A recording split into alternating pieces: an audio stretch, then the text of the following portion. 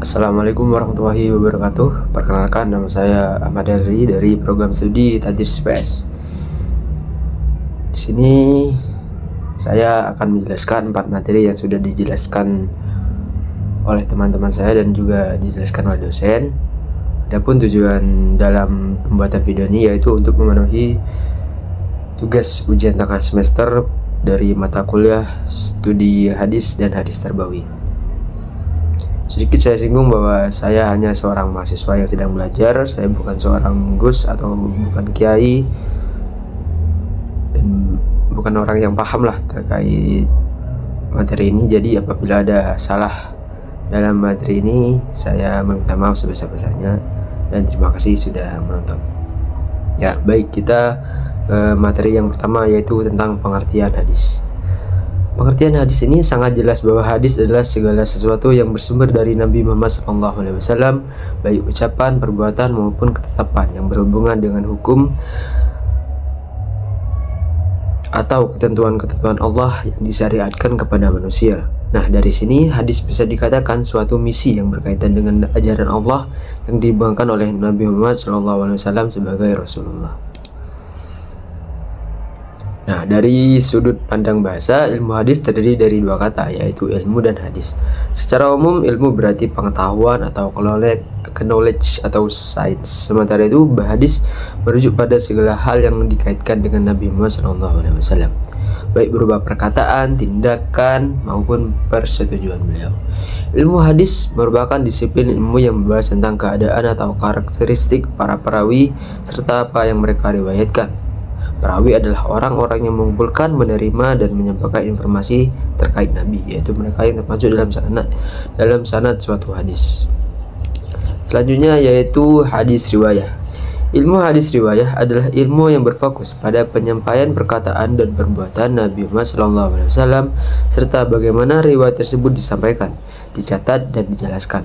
Ilmu ini terutama membahas tentang proses penyampaian riwayat baik secara lisan maupun tertulis.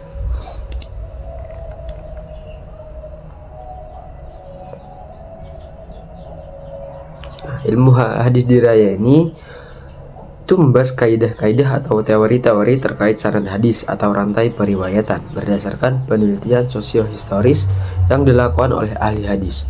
Ahli tersebut meneliti apakah seorang guru dan murid benar-benar bertemu, serta menilai apakah keduanya memiliki kredibilitas dan daya ingat yang kuat, adil, dan dalbit. Selain itu, penelitian juga melibatkan pemeriksaan apakah terdapat ilat atau cacat dalam sanad tersebut. Selanjutnya, hadis dirayah. Ilmu hadis dirayah adalah keadaan para perawi dan marwinya. Keadaan para perawi baik yang menyangkut pribadinya seperti akhlak, tabiat, dan keadaan hafalannya, maupun yang menyangkut persambungan dan terputusnya sanad.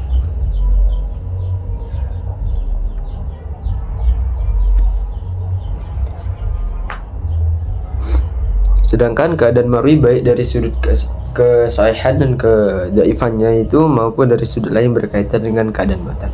Dengan mempelajari ilmu hadis dirayah ini, banyak sekali faedah yang dapat kita peroleh, antara lain dapat mengetahui pertumbuhan dan perkembangan hadis dan ilmu hadis dari masa ke masa, sejak masa Rasulullah SAW sampai sekarang. Dapat mengetahui kaidah-kaidah yang dipergunakan oleh para ulama dan mengklasifikasikan hadis lebih lanjut, dan dapat mengetahui istilah-istilah, nilai-nilai, dan kriteria-kriteria hadis sebagai pedoman dalam berisbat. Selanjutnya yaitu struktur hadis. Struktur hadis ini ada 3, yaitu sanad, matan, dan rawi. Sanad menurut logo ialah sesuatu yang baik yang kita bersandar kepadanya, baik tembok atau selainnya. Sedangkan menurut istilah, sanad adalah jalan yang menyampaikan kita kepada matan hadis. Matan menurut logo ialah jalan tengah, punggung bumi, atau bumi yang keras dan tinggi. Rawi adalah orang menyampaikan atau menuliskan dalam suatu kitab apa yang pernah didengar dan diterima dari seorang gurunya. Bentuk jamaknya adalah ruwah dan perbuatannya menyampaikan hadis sebut meriwayatkan hadis. Jadi secara sederhana, sanad itu adalah alur atau jalan yang bersambung agar kita menuju ke isi atau matan. Rawi adalah orang yang menyembuhkan, sedangkan matan adalah isi dari hadis tersebut. Sanad, rawi, dan matan ini sangat penting dalam kedudukan sebuah hadis. Kita ke kelompok selanjutnya. Baik, kita ke kelompok selanjutnya, yaitu tentang kedudukan atau kehujahan dan fungsi hadis.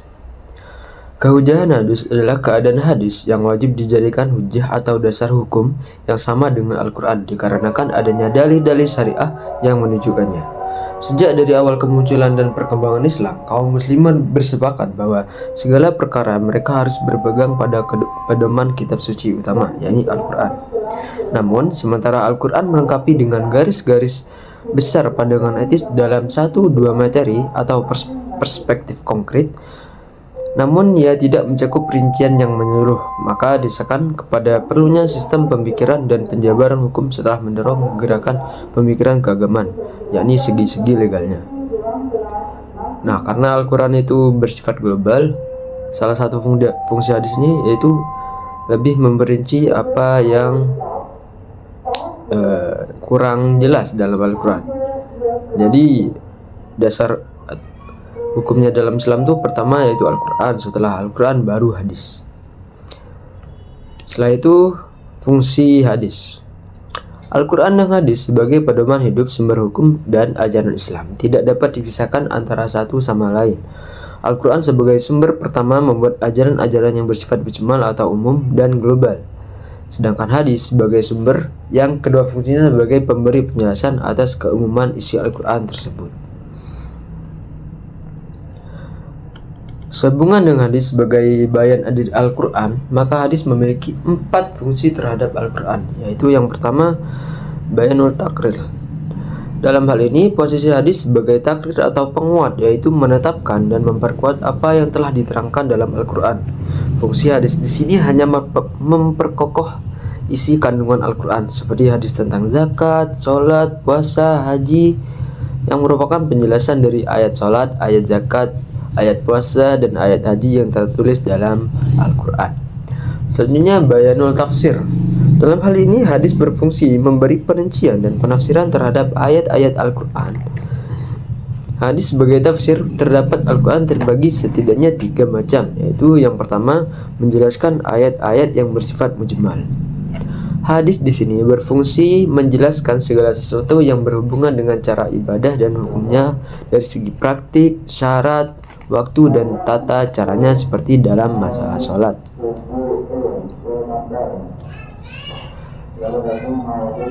Yang kedua yaitu mengkhususkan ayat-ayat Al-Quran yang bersifat umum. Dalam hal ini, hadis memperkhusus ayat-ayat Al-Quran yang bersifat umum. Dalam ilmu hadis disebut taksis al-am. Taksis al-am ialah sunnah yang mengkhususkan atau mengecualikan ayat yang bermakna umum. Yang ketiga yaitu membatasi lafaz yang masih mutlak dari ayat-ayat Al-Quran sebagai bayanul mutlak. Hukum yang ada dalam Al-Quran bersifat mutlak am atau mutlak umum. Maka dalam hal ini hadis membatasi kemutlakan hukum dalam Al-Quran. Sedangkan contoh hadis yang membatasi takkid ayat-ayat Al-Quran bersifat mutlak adalah seperti sabda Rasulullah yang artinya Rasulullah didatangi seseorang dengan membawa pencuri, maka beliau memotong tangan pencuri. Rasulullah didatangi seorang dengan membawa pencuri, maka beliau memotong tangan pencuri dari pergelangan tangannya. Fungsi hadis yang ketiga yaitu bayanul nas. Dalam hal ini hadis berfungsi sebagai penghapus hukum yang diterangkan dalam Al-Quran. Contoh hadis yang berfungsi sebagai bayan an-nas artinya tidak ada wasiat bagi ahli waris. Hadis ini menghapus ketentuan hukum dalam Al-Quran tentang diperbolehkannya wasiat kepada ahli waris.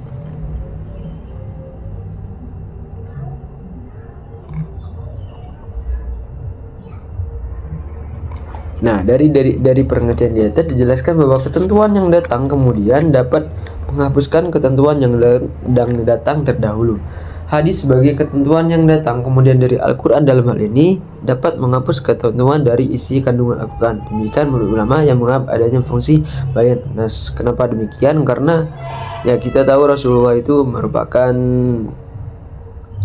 kasih paling dekatnya Allah ya. Jadi apa yang disampaikan Rasulullah itu merupakan memang dari Allah langsung. Jadi Apabila ada ketentuan yang berbeda, maka kita ambil ketentuan yang lebih baru.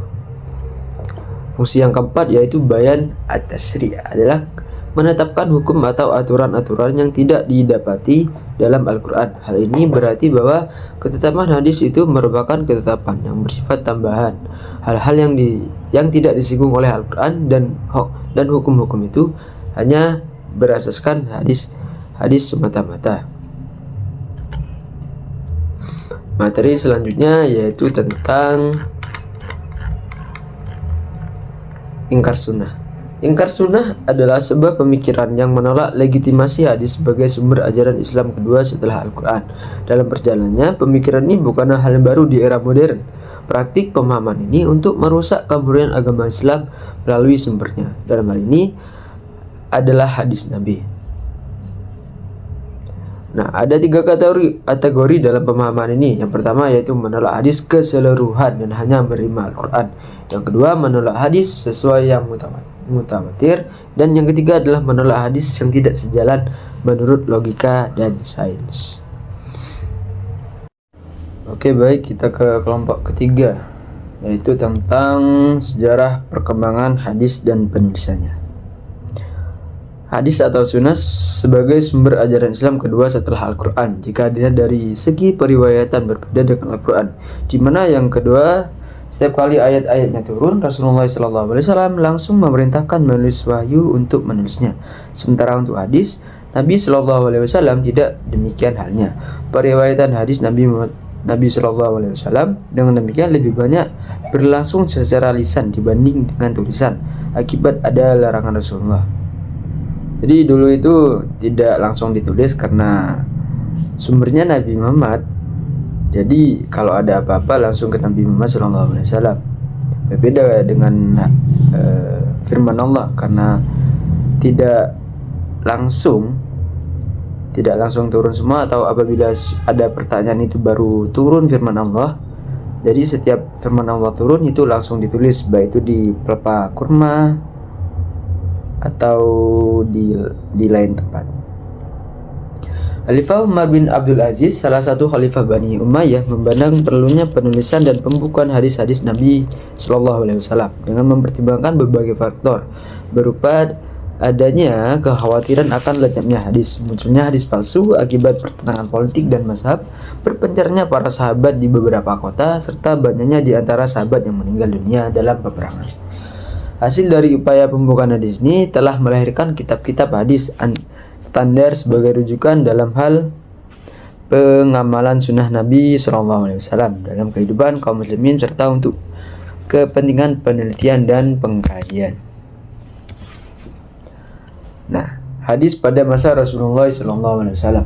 Hadis pada masa Rasulullah SAW dikenal dengan ars al-wahyi wa al-taqwin, yaitu masa turun wahyu dan pembentukan masyarakat Islam. Keadaan seperti ini menuntut keseriusan dan kehati-hatian para sahabat sebagai pewaris pertama ajaran Islam. Wahyu yang diturunkan Allah dijelaskan Nabi melalui perkataan, perbuatan, dan takrirnya, sehingga apa yang didengar dan disaksikan oleh para sahabat merupakan pedoman bagi amaliyah dan ubudiyah mereka. Rasulullah SAW juga memerintahkan kepada para sahabatnya untuk menghafal, menyampaikan, dan menyebarluaskan hadis-hadis. Ada beberapa cara Rasulullah SAW menyampaikan hadis kepada para sahabat, yaitu pertama melalui majelis ilmu, yakni tempat pengajian yang diadakan oleh Nabi Muhammad SAW untuk membina para jamaah. Kedua, dalam banyak kesempatan Rasulullah SAW juga menyampaikan hadisnya melalui para sahabat tertentu yang kemudian disampaikannya kepada orang lain. Ketiga, melalui ceramah atau pidato di tempat terbuka, misalnya ketika di Wajah dan Fathu Makkah. Hadis pada masa Khulafaur Rasyidin. Periode kedua sejarah perkembangan hadis adalah masa Khulafaur Rasyidin, Abu Bakar, Umar bin Khattab, Utsman bin Affan, dan Ali bin Abi Thalib, yang berlangsung sekitar 11 Hijriah sampai dengan 40 Hijriah. Masa ini disebut dengan masa sahabat besar. Keterlibatan sahabat Nabi dalam proses diterimanya hadis adalah sebuah keniscayaan. baik hadis yang diriwayatkan secara lisan maupun tulisan, kesemuanya itu melalui informasi yang disampaikan para sahabat dari Nabi Muhammad SAW. Melalui informasi yang disampaikan, para sahabat itu mengerti matan hadis yang diterima secara berantai dari satu generasi ke generasi berikutnya tanpa kehadiran sahabat, maka mustahil pesan-pesan Nabi akan sampai kepada generasi selanjutnya.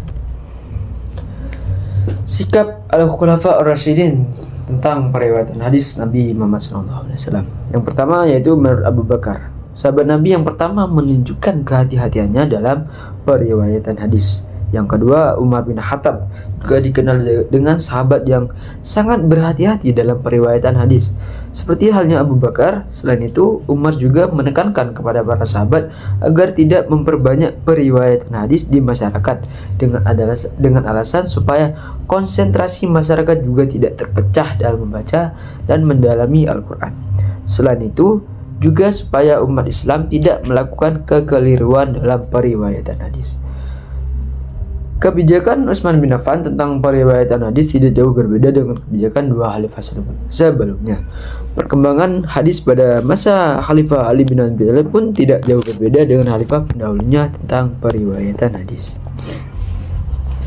Nah, selanjutnya yaitu hadis pada masa tabi'in. Pada masa ini, daerah kekuasaan Islam semakin luas. Banyak sahabat ataupun tabi'in yang pindah dari Madinah ke daerah-daerah yang baru dikuasai oleh Islam. Di samping itu banyak pula yang masih tinggal di Madinah dan Mekah. Para sahabat pindah ke daerah baru disertai dengan membawa perendaraan hadis yang ada pada mereka, sehingga hadis-hadis tersebar ke berbagai daerah. Proses penulisan hadis. Proses penulisan hadis adalah sebuah perjalanan panjang yang dilatar belakangi oleh upaya umat Islam untuk melestarikan ajaran Nabi dan menjaga kemurniannya. Pada awal Islam, hadis-hadis lebih banyak disampaikan secara lisan. Para sahabat dan tabi'in memiliki ingatan yang luar biasa sehingga mampu menghafal hadis dengan sangat baik. Penulisan hadis pada masa ini sangat-sangat terbatas dan umumnya dilakukan untuk catatan pribadi atau hal-hal tertentu. Adapun perkembangan penulisan hadis.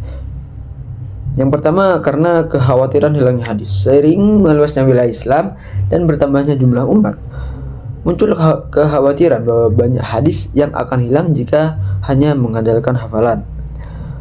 Setelah itu dilakukan upaya pembukuan, yaitu mulai dari Khalifah Umar bin Abdul Aziz 99 sampai 102 Hijriah adalah tokoh yang sangat mendorong upaya pembukuan hadis secara resmi. Beliau memerintahkan gubernur Madinah untuk mengumpulkan dan menuliskan hadis-hadis yang ada. Ketiga yaitu munculnya ilmu hadis. Sejak abad kedua Hijriah muncul ilmu hadis yang mempelajari tentang cara pengumpulan, mengkritisi dan menyusun hadis. Para ulama seperti Imam Bukhari, Imam Muslim, dan Imam Malik mengembangkan ilmu ini dengan sangat baik. Terakhir yaitu proses penulisan hadis. Yang pertama yaitu pengumpulan. Para ulama mengumpulkan hadis-hadis dari berbagai sumber, baik dari hafalan para sahabat dan tabi'in maupun dari catatan-catatan tertulis. Kritik yaitu hadis-hadis yang telah dikumpulkan kemudian dikritik secara mendalam untuk menentukan tingkat kesahihannya. Kritik ini meliputi pemeriksaan sanad atau rantai periwayat dan matan yaitu isi hadis. Selanjutnya terakhir yaitu penyusunan. Hadis-hadis yang sahih disusun dalam kitab-kitab hadis sesuai dengan tema atau pengarangnya.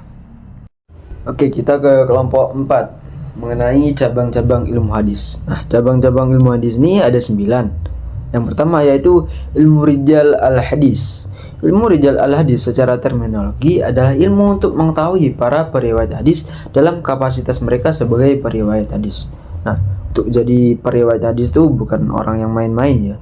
Jadi ada beberapa syarat yang harus dipenuhi terlebih dahulu. Selanjutnya yaitu ilmu arjah wa at-tadil. Yaitu kata arjah artinya cacat, celah atau luka, dan kata at-tadil artinya mengadilkan atau menyamakan. Jadi kata ilmu arjah wa at-tadil adalah ilmu tentang kecacatan dan keadilan seseorang. Untuk menjadi seorang ahli hadis itu harus memiliki sikap-sikap yang adil karena hadis itu objektif bukan subjektif. Yang ketiga yaitu ilmu tarikh arwah. Ilmu tarikh arwah pengertian tentang sejarah kelahiran perawi, pemerolehan riwayat dari para syekh, pencarian hadis ke berbagai kota, dan wafatnya perawi. Jadi seorang perawi itu dicari sejarahnya mulai itu lahir, belajar ilmu, mendapatkan hadis sampai meninggal dunia.